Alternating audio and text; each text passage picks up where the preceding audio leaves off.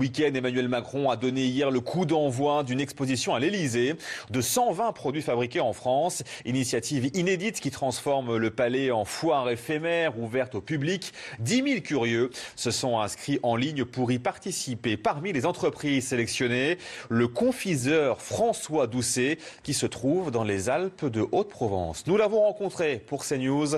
Reportage donc de Laure Parra sur place. Le 100% de fabrication française commence ici, dans ce verger d'amandes de Provence. Le confiseur en achète 40 tonnes par an. Ce qui va nous intéresser, c'est vraiment d'avoir des amandes qui soient assez grosses, assez ovales, un petit peu comme un ballon de rugby, assez rond. Comme ça, on va pouvoir vraiment avoir le sucre, le chocolat qui s'accroche bien autour. On les retrouve prêts à l'emploi dans le coffre-fort, le nom donné à cette pièce pour conserver le fruit tant il est précieux. Chaque palette, elle fait dans les 10 000 euros. Vu le prix de l'amande française au kilo, par rapport aux amandes californiennes ou d'Espagne, avoir de l'amande française, c'est un vrai capital, une vraie richesse. Et donc c'est l'effort qu'on fait pour nos consommateurs.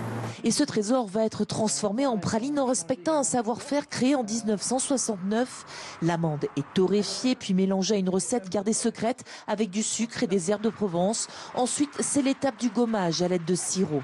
Là, l'important, c'est d'en mettre le plus doucement possible. Après la dernière phase, le séchage, on la retrouve en rayon et c'est sous cette forme qu'elle sera exposée à l'Elysée. Évidemment, le sentiment qui prédomine, c'est un sentiment de fierté, déjà, un sentiment de reconnaissance d'un savoir-faire qui est pratiqué depuis maintenant 50 ans. Une authenticité, un made in France qui s'exporte bien.